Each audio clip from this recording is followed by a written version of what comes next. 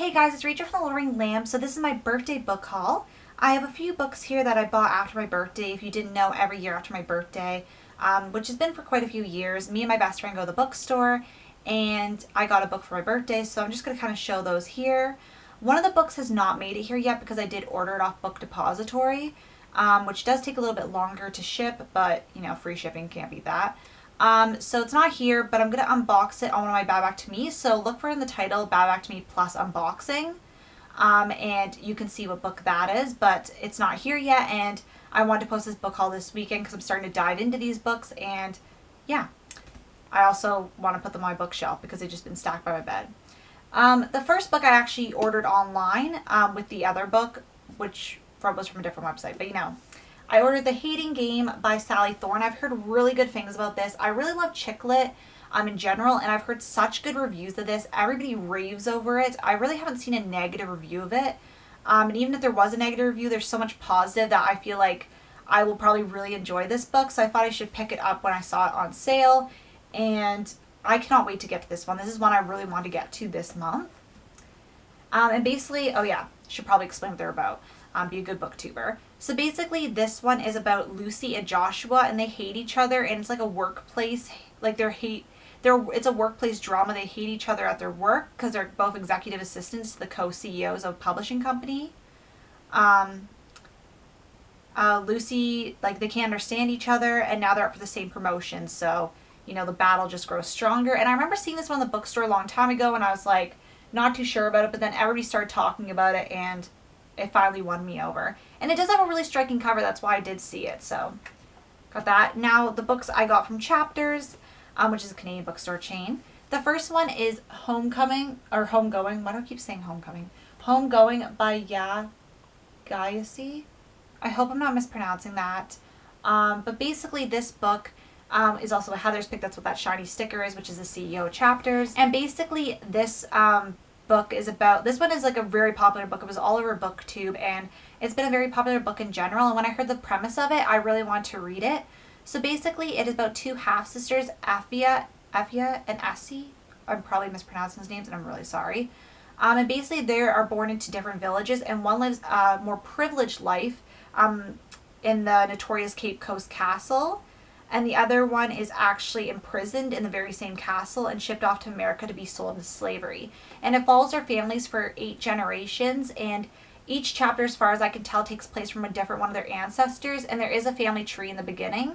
And that really intrigued me, and since it's been so highly acclaimed and the synopsis was good, I decided to give it a chance and picked it up. And I'm currently actually reading this. I'm on page 34. I just started today. By the time you're seeing this, I'm filming this on Thursday and it's posted on Sunday. So a few days ago by the time you see this, and I'm really enjoying it so far. I can see why everybody is talking so highly of it.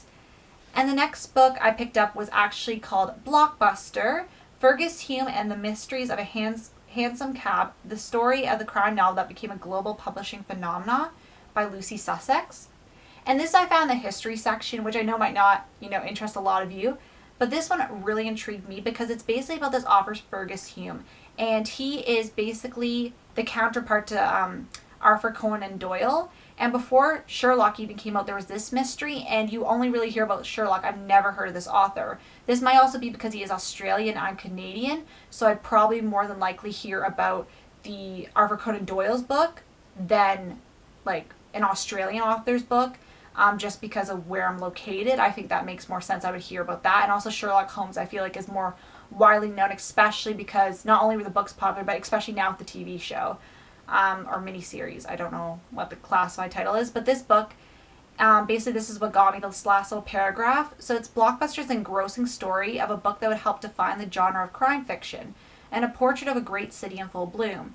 Rigorously researched and full of arresting detail, this captivating book is a must-read for fans of true crime, history, and crime fiction alike. And it's a book basically all about talking with this author and how he carved the way for crime fiction. And I don't read a lot of crime fiction because I'm a scaredy cat and I like to be ignorant about certain things because it makes it easier for me to thrive and live in this world. Frankly, not to be like, I know like I shouldn't be ignorant to stuff that's going on, and I'm not ignorant to stuff that's going on. It's just when it comes to crime, why expose myself to more when it's just going to give me nightmares, So really interested in this book. I started reading this book, but I'm going to be reading it periodically because it's a nonfiction, it's history, and I really felt like a story, so I moved on to Homecoming. But I'm really enjoying it nonetheless, and I'm just going to put this actually under the stack instead of putting it on my side table. The next book I picked up was Madonna in a Fur Coat by yet another author that I'm probably going to butcher their name, so I'm sorry with that. Sabahattin Ali. And this is this cover, and basically this is a Turkish story that is from the 1920s. It's basically about a Turkish man who falls in love with this woman, and she kind of haunts him throughout the rest of his life. It's a very short story. It's a very small book, but I never heard of it, and the cover kind of got my attention, and it was very interesting. And, you know, trying to read more diversely because that's very important, and I realize I don't do that often, so I'm trying to make more of a conscious effort. And also the plot sounded interesting, so it was like a win-win in that way. The next book I picked up was A Tale for the Time Being by Ruth Ozeki.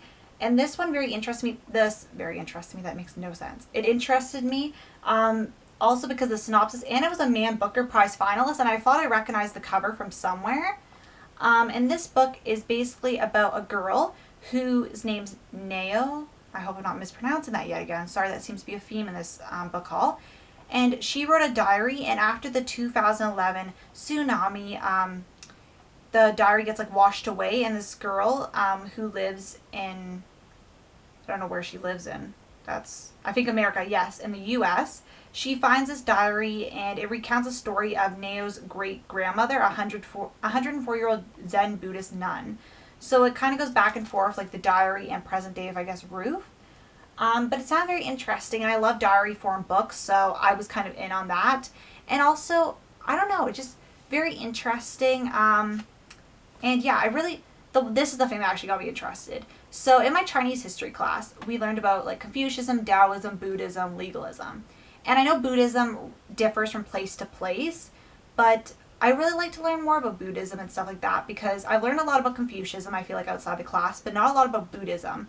Or even Taoism for that respect, but I know quite a bit about Buddhism, but it's interesting seeing the different regional differences, and I don't know if this book's going to delve too far into that, where I could actually tell from my limited knowledge of like the Buddhism that was going on in China, but, you know, interesting. I find it very interesting, these, like, religions. I believe they're called religions, but it's very hard for me because, like, certain things like legalism, that wasn't a religion, that was more of like a way of life.